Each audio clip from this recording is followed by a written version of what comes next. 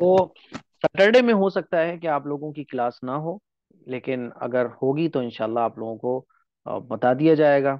ठीक है, अब जिसको जो पूछना है वो पूछ लें। ये कौन बोल रहा था मुझे गुस्सा आता है, पहले तो वो बोलें जरा।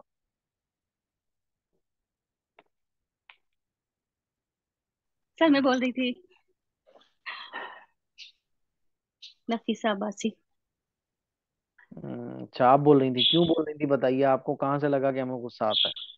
मुझे ऐसा लग रहा था आपका चेहरे पे थोड़ा सा गुस्सा लग रहा था कि बार बार माइक ऑन कर देते हो आप लोग। हाँ समझते नहीं हो, खट खट की आवाज आती है, इसलिए तो मुझे लगा बहुत गुस्सा आ रहा है। हाँ, तो गुस्सा आना चाहिए कि नहीं आना चाहिए, आप बताएं आप। आना चाहिए तो आप हो, जो आपको इतना कम गुस्सा आ रहा, मैं हूं ना तो मुझे बहुत तेज गुस्सा हो इस बात पे। बस हाँ, ये तो फर्क है आप में मुझ में। 40 सदी से याद कि कर लो। आप वहां बैठे हो देखो, 40 सदी इसलिए। से याद नहीं करोगी आप लोग तो जी गुस्सा सर। और आएगा फिर। सैटरडे में नहीं इंशाल्लाह नहीं देखो सर, ऐसे ऐसे नौबत नहीं सैटरडे में, आएगी, याद करेंगे। हाँ, अब मैं जो बता रहा था वो ये बता रहा था कि सैटरडे में तो मेहमान आएंगे हापुड़ से और वहां से बुलंदशहर से। और उसके अलावा संडे में जो है मैं इंशाल्लाह नोएडा जा रहा हूँ। एक डॉक्टर जाहिदा है लद्दाख की, और भी बहुत सारे लोग हैं। तो लद्दाख से जो है वो कोई प्रोग्राम है उनका नोएडा में। तो नोएडा में मुझे उस प्रोग्राम में शिरकत करनी है। तो हो सकता है कि संडे में मैं जो है नोएडा जाऊं। हो सकता है कि जाऊंगा नोएडा में इंशाल्लाह, सुबह इंशाल्लाह संडे को। तो संडे में, मंडे में क्लास होगी आप लोगों की, तब मंडे में मैं आप लोगों से हदीसें सुनूंगा कि किसने कितनी हदीसें याद कर ली है। ठीक है। नोएडा का कौन है? सर ना जब एक आप बात तक लोगों आप मेरी में से सुनिए। हदीस नोएडा से का कौन है? मुझे ना बहुत टेंशन हो रही है। नहीं, हम तो कोई नोएडा का नोएडा के कोई तो भी नहीं? नहीं है। तो कोई बात नहीं है, तो फिर कोई अगर नोएडा का आप लोगों में से होता तो मैं सोचता कि चलो एक आध टाइम का खाना आप लोगों में से किसी के यहाँ खा लिया जाए। लेकिन अफसोस की बात। जी।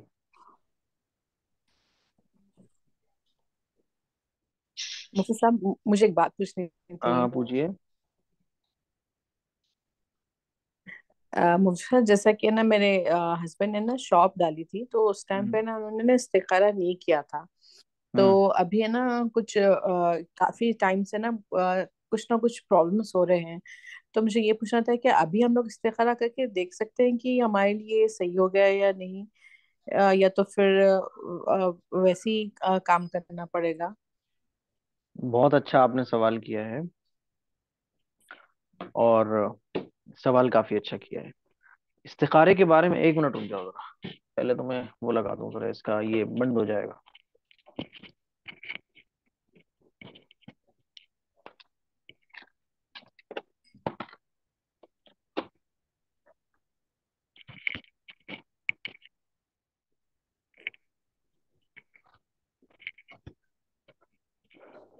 जी।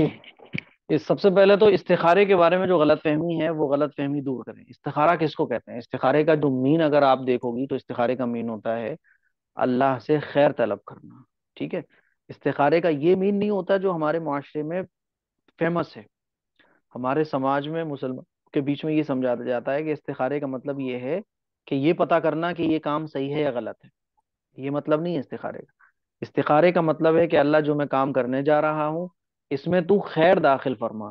इस्तिखारा, इसका अरबिक जो तर्जुमा बनेगा इस लफ्ज का, चूंकि अरबिक लफ्ज है इस्तिखारा, इसका मतलब होता है अल्लाह से खैर तलब करना। या अल्लाह मैं ये काम करने जा रहा हूँ, या अल्लाह तू इस काम में खैर दाखिल फरमा। ठीक है। ये हरगिज मतलब नहीं होता कि आप इस्तिखारा करके सो जाओ तो रात में आपको कोई फरिश्ता नजर आएगा, आपको बताएगा कि ये काम आपके लिए ठीक नहीं है, ऐसा नहीं है। ठीक है। बल्कि आप कोई भी काम करो उसमें इस्तिखारा करना चाहिए। यानी हम इस काम में अल्लाह से खैर तलब कर रहे हैं। अब इस्तिखारा करने का फायदा क्या होगा? क्या अगर उस काम में नुकसान भी हो जाएगा तब भी वो हमारे लिए खैर बन जाए। बात समझ आ रही है? नुकसान भी अगर हो गया तब भी वो हमारे लिए खैर बन जाएगा। अब कोई काम आपके हस्बैंड ने शुरू किया था, इस्तिखारा नहीं कर पाए थे, तो कोई बात नहीं है।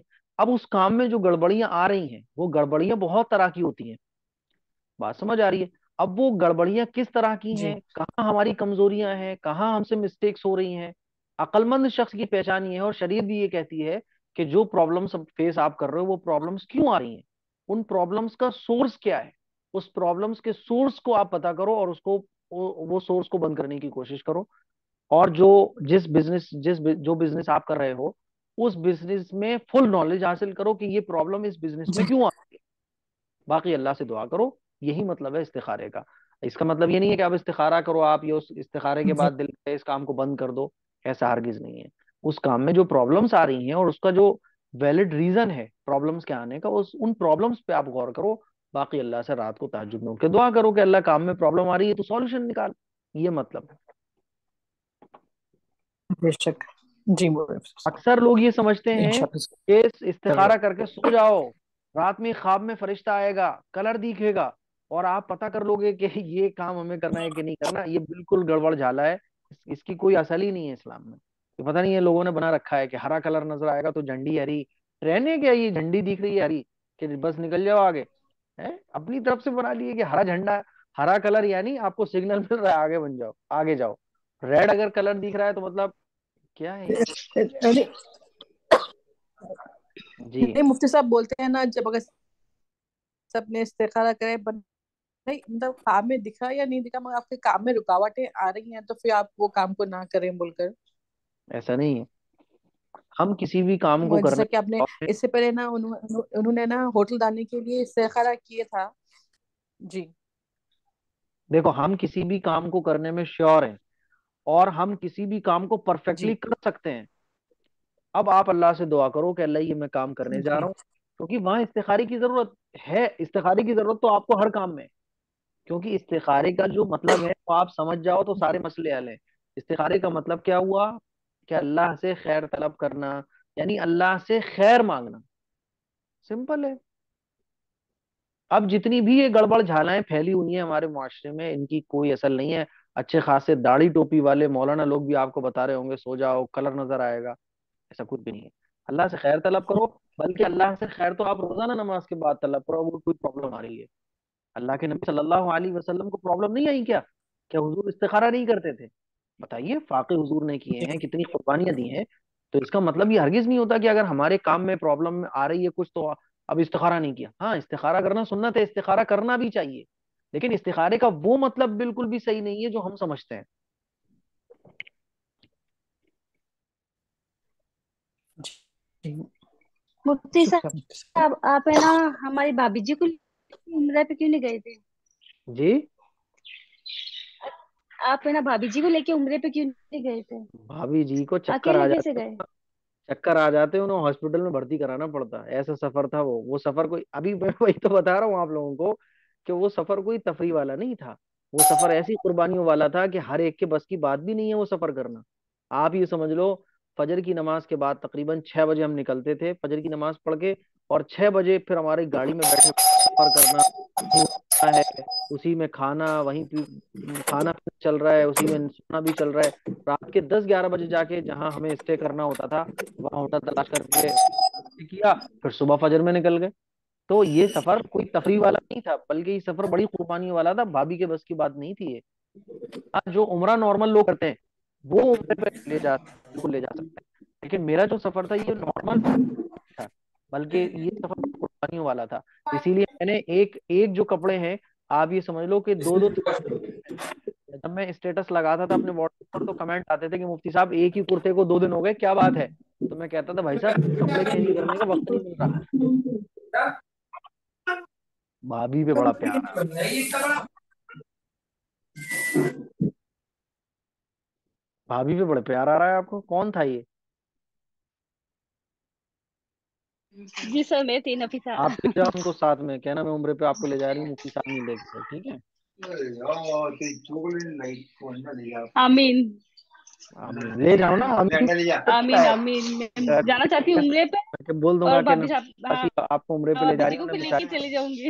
उन्हें बेचारियों को तरस आ रहा था कि मुफ्ती साहब भाभी को लेके नहीं गए। मैं बोल दूंगा इनके साथ चली जाओ, नफीसा लेके जा रही हैं आपको। असल में वो वहाँ क्या है, जी वहाँ सर, बोल देना लेके जाऊंगी, क्यों नहीं लेके खैर, जाऊंगी। ये तो ऐसी मजाक की बात कर रहा था मैं। वहां ये था कि वो सफर वैसा नहीं था जैसे नॉर्मल उम्रे होते हैं। खास तौर पे बच्चे के साथ तो पॉसिबल ही नहीं था।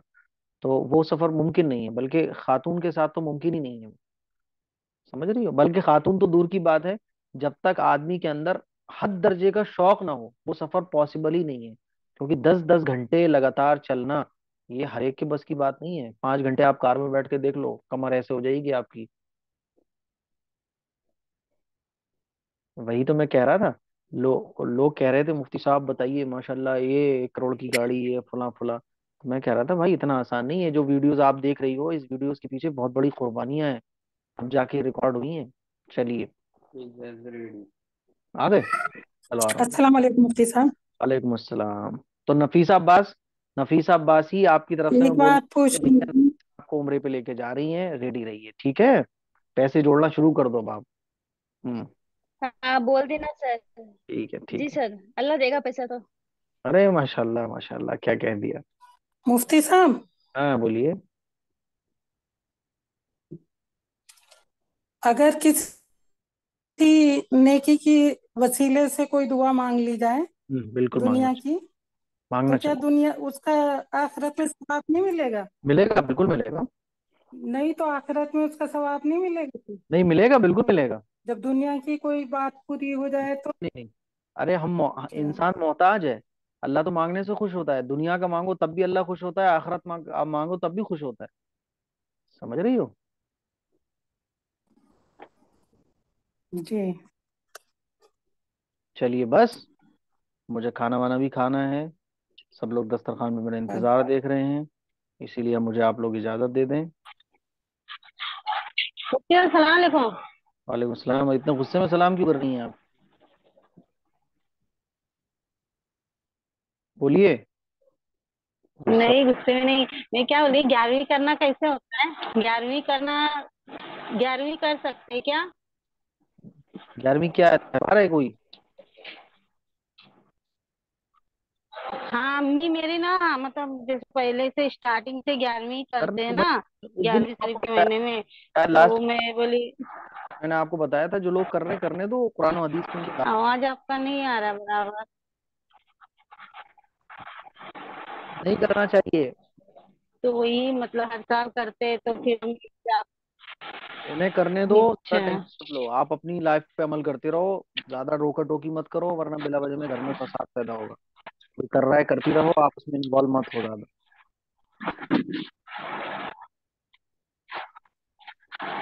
ठीक है। अच्छा, ठीक है, वही पूछना था आपसे। मैंने अब ये 40 हदीस आप लोग याद करिएगा, ठीक है। इंशाल्लाह मंडे में क्लास होगी, सैटरडे में छुट्टी रहेगी। छुट्टियां वैसे भी आप लोगों की बहुत होती हैं।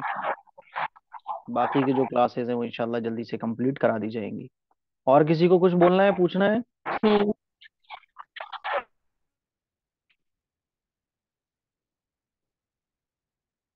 चलो बस।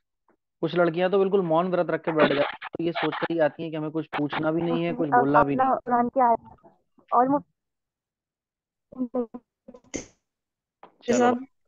और मुफ्ती जी मेरा ना एक और सवाल था कि जैसे कि हम जो कुरान की आयतें जो हम सीखेंगे इसमें, अगर वो हम नमाज में पढ़ें इस नियत से कि मतलब ये हमें याद रहेंगी, तो क्या हम पढ़ सकते हैं? अरे बिल्कुल, नमाज में तो पूरे कुरान में से आप जहां से चाहो वहां से पढ़ो। पूरे कुरान में से जी, जहां से चाहो वहां से शुक्रिया। पढ़ सकते हो, जो याद है उसको पढ़ो। नमाज में तो पढ़ने से कुरान और ज्यादा सवाब रखता है। नमाज में हम कुरान अगर पढ़ते हैं तो इसका सवाब और ज्यादा है। ये तो बहुत अच्छी बात है। ठीक है। अरे इनब तालिब खैरियत से हैं? इनब तालिब कुछ बोल नहीं रही हैं। मत बोलो, कोई बात नहीं है। वैसे भी अब। हाँ। अस्सलाम वालेकुम अस्सलाम, वालेकुम। खैरियत है? नहीं, ऐसे बात नहीं, मैंने तो ज्वाइन किया पूरे क्लास में, सो अल्हम्दुलिल्लाह।